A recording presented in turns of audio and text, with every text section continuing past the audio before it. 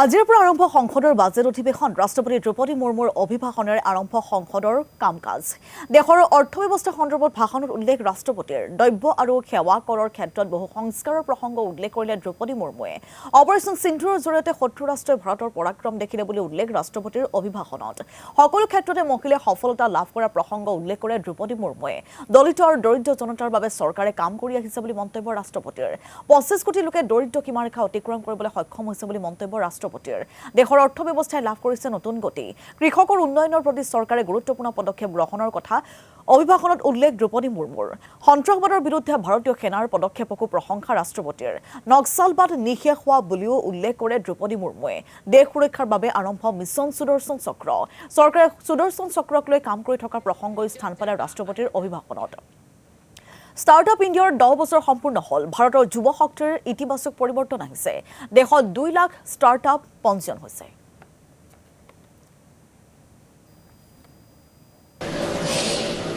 माननीय सदस्यगण, संसद के इस समावेश सत्र को संबोधित करते हुए मुझे अत्यंत खुशी हो रही है। बीता वर्ष भारत के तेज विकास और विरासत के उत्सव के रूप में स्मरणीय रहा है।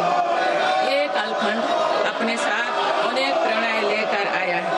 इस समय वंदे मातरम के 150 वर्ष होने पर पूरे देश में समारोह आयोजित हो रहा है।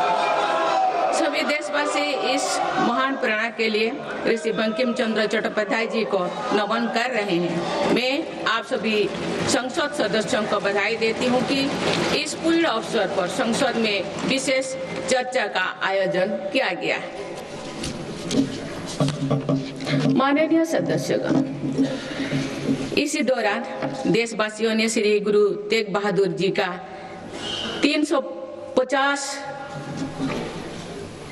शहीद दिवस पर्व पूरी श्रद्धा के साथ मनाया। भगवान बिरसा मुंडा के 150 जन्म जयंती वर्ष के दौरान देश ने उन्हें श्रद्धांजलि दी और आदिवासी समाज के योगदान को याद किया। सरदार पटेल की 150वीं जन्म जयंती से जुड़े आयोजन ने एक भारत श्रेष्ठ भारत के भाव को मजबूत दी। सभी देशवासी इस बात के भी साक्षी बने कि कैसे भारत रत्न भूपेन हजारिका की जन्म शताब्दी के समारोह सूर और देश का एकता के भाव से भर दिया गया है। जब देशवासी अतीत के ऐसे महान पड़ावों और अपने पूर्वजों के महान योगदान को याद करते हैं तो नई पीढ़ी के प्रेरणा मिलती है। ये प्रेरणा विकसित भारत के और हमारी यात्रा के ओर गति देती है। माननीय सदस्यगण, वर्ष 2026 के साथ ही हमारे देश इस सदी के दूसरी पड़ाव पर पहुंच गया है। भारत के लिए सदी के पहले 25 वर्षों का समापन अनेक सफलताओं, गौरवशाली उपलब्धियों और असाधारण अनुभवों के साथ हुआ है। बीते 10-11 वर्षों में भारत ने हर क्षेत्र में अपनी नींव मजबूत की है। ये वर्ष 2047 तक विकसित भारत की तेज यात्रा का बहुत बड़ा आधार है। माननीय सदस्यगण, बाबा साहेब अम्बेडकर ने हमेशा समानता और सामाजिक न्याय पर जोर दिया है। हमारे संविधान भी हमें यही प्रेरणा देता है। सच्चा सामाजिक न्याय यानी देश के हर नागरिक को उसका पूरा हक मिले, बिना किसी भेदभाव से मिले। मेरी सरकार सच्ची सामाजिक न्याय के लिए समर्पित है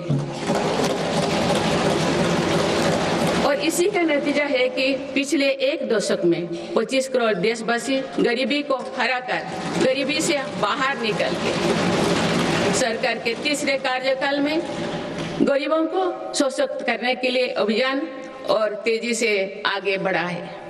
पिछले एक दशक में गरीबों के 4 करोड़ पक्के घर बने। बीते एक वर्ष में 32 लाख नए घर गरीबों के को मिले। जल जीवन मिशन के 5 वर्षों में 12.5 करोड़ नए परिवारों तक पाइप से पानी पहुंचाया गया है। बीते एक वर्ष में करीब 1 करोड़ नए परिवार तक नल से जल की सुविधा पहुंची। उज्ज्वला योजना के माध्यम से अब तक 10 करोड़ से ज्यादा परिवारों को एलपीजी कनेक्शंस मिले हैं और पिछले वर्ष भी ये अभियान तेजी से आगे बढ़ रहा है। मेरी सरकार पारदर्शी और ईमानदार व्यवस्थाओं को स्थायी बना रहे हैं।